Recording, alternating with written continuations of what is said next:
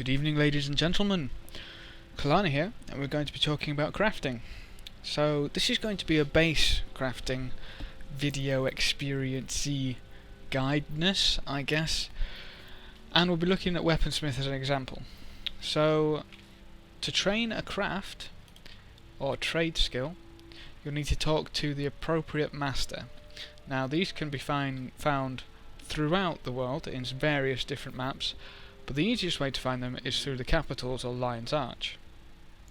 So I'm at the Norn capital, and you can see that all the masters are pretty much together. We've got the weaponsmith, armorsmith, we go over to jeweler over there, and if you look on your map, you can see these are the icons which indicate where your master will be. They also give you access to the required stations so you can actually craft something. So they're really easy to find on your map. They'll always be on your map, so there's no excuses for getting lost.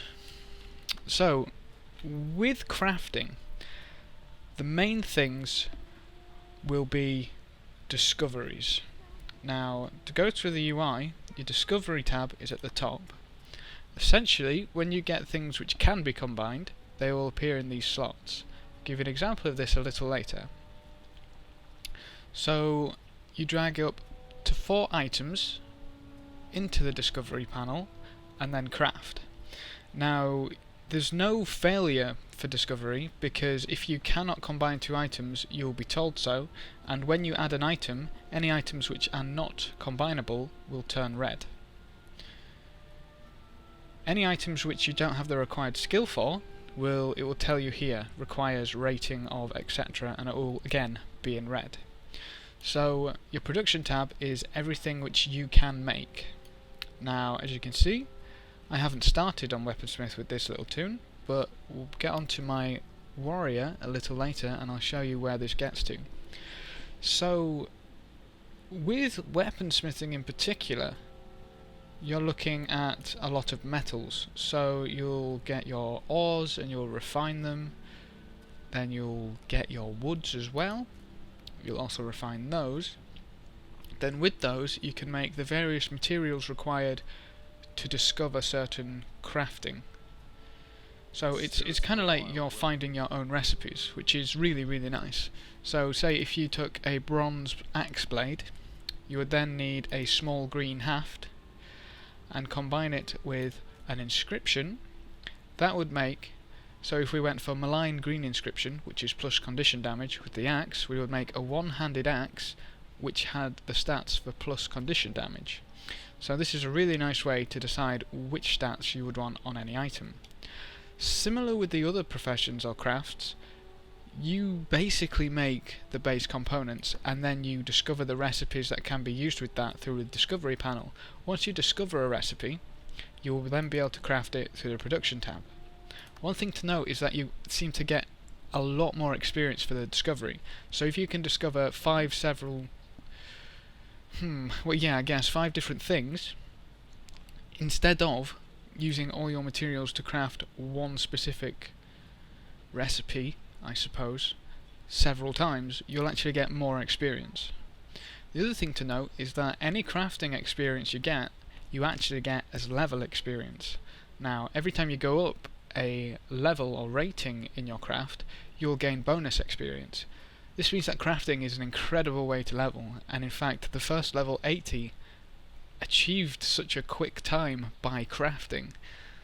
So apparently they're going to lower or fix, inverted commas, the experience gained from crafting, but at the moment it's a really strong way to gain experience. Going down the UI, you've got your bank. Now as you can see, this is my bank. I'm using this as a bank alt as everything's down at the moment, but you can see I have full access to my bank. Full access, which means that you don't actually need a bank to get full access to your bank. You just need a crafting station. So if these are throughout the world in your map, I guess, you can actually have full access to your bank in that map, so you don't need to go back to a capital, etc. You don't actually need to visit a proper banker to gain access to your storage, which is really nice. Going down again, we have the Collectibles tab. Now, if you haven't watched my gathering video, this is a tab where all of your collectibles or collection items can be deposited. This doesn't take any room in your bag or your bank, but it's worth noting that each of these stacks can only go up to the maximum stack, which is 250. So, you know, I would only be able to get another 123 silver ore in there before I had to start using my bank space. Which, there you go, hardwood log. So I can't actually deposit any more hardwood log into this area until I get rid of it, essentially. But it is a very, very nice way of storing your items, and especially trying to find your items in your bank. This little UI trick, tip, hint, or whatever you want to call it, deposit all collectibles, when you click that, this is where they'll go. So it's a really fast way to get what you're looking for. So if we hop over to the warrior, you'll see that we have a lot more choice in what we can create. This is partially to do with me being a little higher.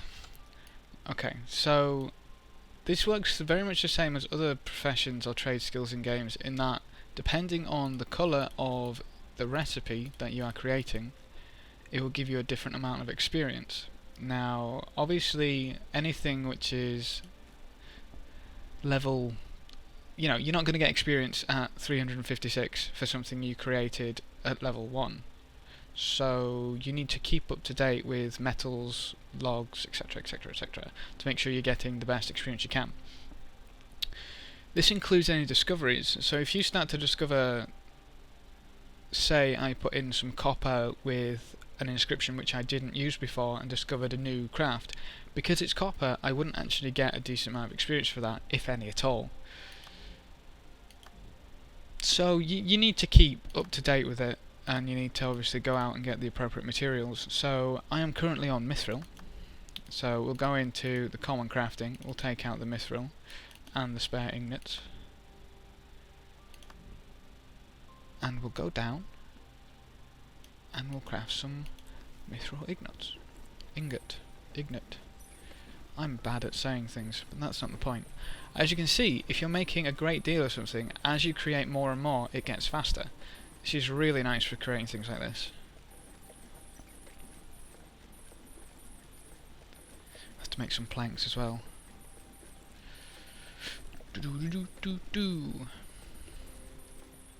Still takes a little while if you're creating a lot of things, but at least that's a nice chance to go and get a break from the game, eh?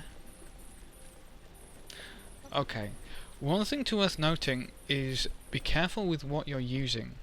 Here I can use my planks to create hardwood dowels. Now, while this may seem tempting, especially when hardwood dowel will give you experience, I also use the raw planks to create the hafts. Now this is similar across all the professions, such as jewel crafting. If you use all your metal to create settings, you won't actually have enough to make hooks, bands, necklaces, or filigree. Now you need all of those things if you're going to make a decent amount of jewellery and to get the most experience. So plan what you're doing ahead of time.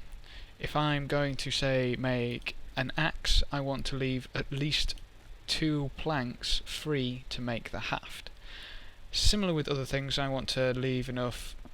Actually, jewel crafting is a really easy one because you need 1 setting per 1 hook or band, so you can make them in equal amounts is probably the way forward. But I'll just give an example rather of the discovery, hopefully something that I haven't discovered before. As you can see, with inscriptions you need a variety of materials. So mithril plated dowel I create with weaponsmithing, vial of potent blood I need to collect, and we can find those in fine crafting materials. I don't actually have enough of those, but I do have enough of bone. It gets quite expensive if you're going to buy these, or rather grindy if you're going to farm these, but it's all worth it. All worth it. Carrion mithril plated inscription. I believe we will go with a greatsword, so I craft the greatsword blade and the greatsword hilt. This bit is slightly annoying. but I enjoy the fact that you craft things individually. It makes the discovery a lot more fun. I like this process. So I discovered the Carrion Mithril Greatsword, which is actually an upgrade. Excellent. I'll take the sigil off that. So it depends on what you want to get. If you want to discover everything with your profession, then you're going to take quite a long time. But here you can see I can't combine Pillaging Iron Plated Inscription with either of those two. They grey out. I said red. I apologise. It will red out if there's no more discoveries for that specific item in your bag. I remember that with jewel crafting. But apart from that, it's essentially the same as any other profession. The last thing to note is that your master, if we go find her, will sell you recipes. Now, these are recipes for inscriptions for weaponsmith, so I have to assume that the equivalent for every trade skill will be available, and they go up to 400, which is the maximum. So I hope this has been useful. I definitely know it would have been useful for me. The tips and tricks, or hints at least, I can give you while leveling a trade skill is plan ahead, look at what materials you need and where they're going. So, as I said, if I was making an axe, I need to make sure that I can make the haft rather. If I was making the daggers, I'd need to make sure that I had enough metal for both the blade and hilt. If I was making inscriptions, take note of what, for example, if I had 8 vial of potent blood, but I only had 6 large bones, I can't make that later recipe. But down here, if I had used, if we find it, the vial of potent blood there instead of the large bone, I would then be stuck because I can't use the vial of potent bloods because I don't have any left, and I can't use the large bone because I don't have enough. So take a look at what you have and where you can get to with your materials. Make the best of your materials and plan ahead. The other thing to note is if you're mining for weaponsmithing, get enough mithril to make mithril ingot go green. So you're not getting any more experience for smelting that. It's like if you go on to another item and then have to smelt more mithril later, you're actually losing a lot of experience. Whereas if you'd waited, been patient, gone and got some mithril, used the smelting to get it up a bit, and then the items which you made after would usually still be orange and will give you a lot more experience in the long run. So I hope this has been informative. I hope this helps you if you're going for any of these professions.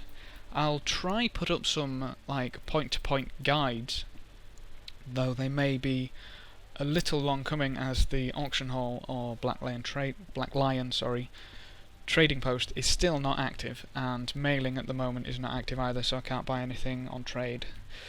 I'll try get those up. Hopefully things will be sorted soon. Apart from that, thank you for watching. Good luck if you're going for these, and as always, have fun. All you'll be needing is tools. So, mining picks, logging axes, and harvesting sickles. These will be available at merchants, only specific merchants, sadly.